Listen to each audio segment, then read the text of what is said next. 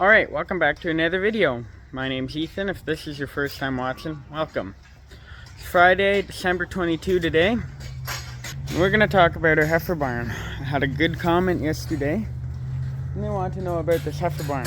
So, barn's 52 by 100 feet long, 52 feet deep. Our bed pack, that part of the barn there, where Desiree is laying on, it's 26 feet deep. Our scrape alley is 12 feet deep. So this part here, I scraped it on Wednesday. I gotta scrape it again tomorrow. It's 12 feet deep. And this part of the barn here, our feed alley is 14 feet deep. Or wide, depending how you look at it.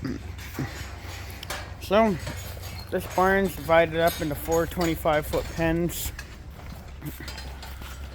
So, start with the youngest pen. They're young calves. They're weaned. They're in this barn. They're here to grow. They aren't breeding age yet. They're just growing. So they get weaned off the feeder in the dairy barn. They go through a couple transition pens inside the barn. Go through one of those transition pens, and then they'll become quite a few months older. Probably around 4 to 6 months old. Sometimes a little older, they'll get moved into here. So, we feed these guys some dry hay. Just hay that we bale. And right now we're feeding them ground corn. Sometimes we have a specific ration we give them. So they're eating that. And over here we have our breeding age heifers. This age range really depends of when we start breeding them. Generally they're over a year old, or they're always over a year old. We like to calve them out as 2-year-olds, so we aim to have them pregnant or in calf by 1 year and 4 months, and then after 8 months they'll calve out as a 2-year-old. Sometimes they'll get up to 1.5 years in here, and sometimes they'll catch soon, so they'll only be in here for maybe 1 year and 3 months, and then they'll calve at 1 year and 11 months old. That's this pen. After they move out from this pen, moving down the barn, we'll skip this third pen here, and they move down into here. This pen is our fire off dry cows and fire off heifers. So over here, see, that's one of our milking cows. She's currently dry. They have access to pasture. So they can go out that door and around the back of the barn, all the way to the back of the farm there by the trees.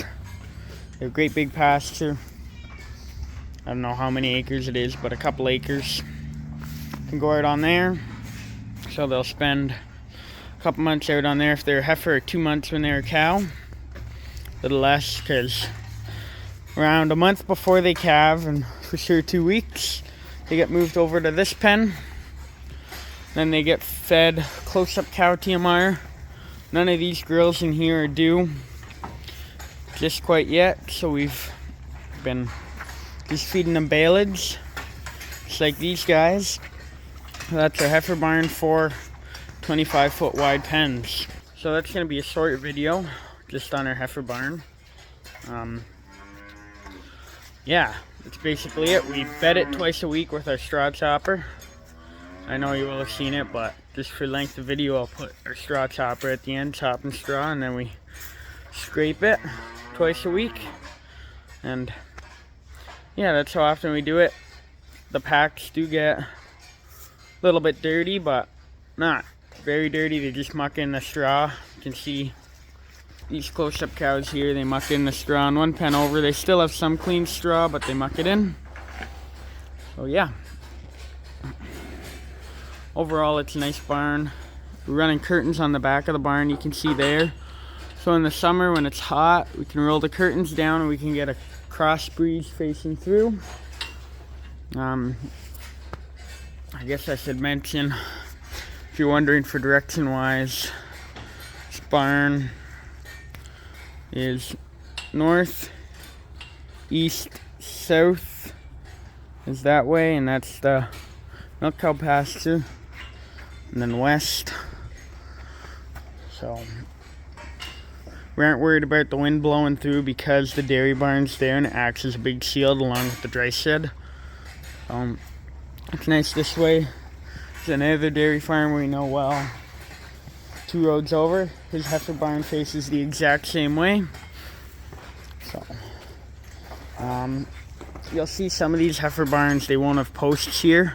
They'll have the long trusses and the post will actually be inside kind of the manger there. I do like those barns a lot. The only thing they can't do, you can't finish them and close them in. You'll see some of these barns too will have a wall here and will be fully enclosed. Yeah, Mom and Dad set up this barn back when they built it in 2008 so that you could finish it. In fact, there's a man door right there. That would be the slot for it. You could throw another overhead door in there. One in there. You can build a wall running down. So, this is our heifer barn. We're along with our dry cows and whatnot. So, that's basically all I got for you. Once again, 52 by 100, 26-foot deep pack with a 12-foot scrape alley and a 14-foot feed alley.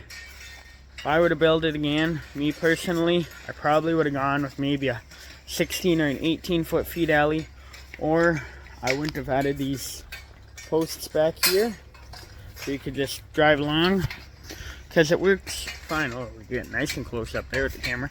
It works fine for the round bales when you're feeding, but when you feed a big square, every now and then we buy them in, you'll dump the square in this way and you'll have to push it in around, so it doesn't always work so nice.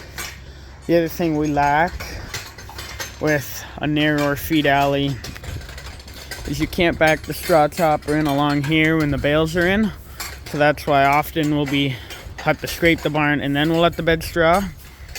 If I could do it again, I'd recommend a wider feed alley, and probably what I'd do is I would have built a 5th pen on. Obviously back in 2007, 2008 when they built this barn, we had less cows. We weren't milking 64 then, we were milking a little less. So then it was a little different, but I would have added a 5th pen so that I could have some smaller calves. We have calves in the back of the dry shed right now, so I would have used that pen to keep them out of there, like out of the back of the dry shed, so we would have had more hay storage. Right now, see, it's not a big deal. The hay stays good, but I wish we had a barn that we could keep hay in and more equipment, or just keep the farm looking tidier. But overall, this barn suits our needs pretty good. Never hear anyone say that they built their barn too big. It always seems to be full. So yeah, that's a short video. Today it's a short video. Had a project I was working on, but I didn't finish it. I didn't even know if I was going to show it. So this is the video I'm using instead. I have one more video one of these days we're going to upload that I filmed a while ago.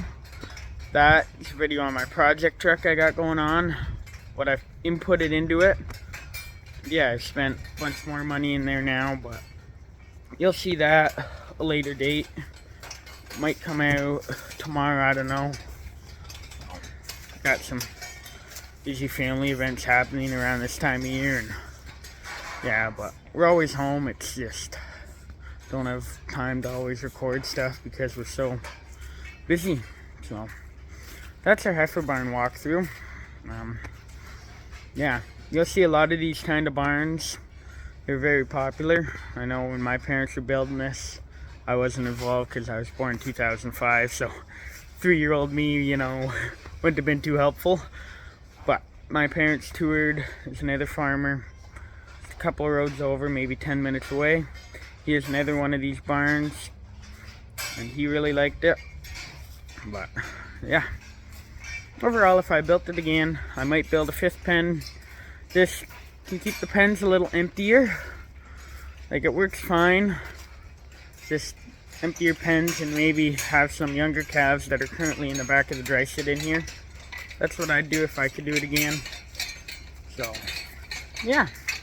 Overall, this barn was pretty economical for Mom and Dad to build back in the day. So, and it was needed because when they bought the farm for the cows in quota, they weren't milking that many. And then kept progressing, you start milking more and need a place to put them all. So with that, that's going to be the end of this video. I hope you enjoyed it. Thanks for watching. God bless. Put some straw chopping footage at the end for you.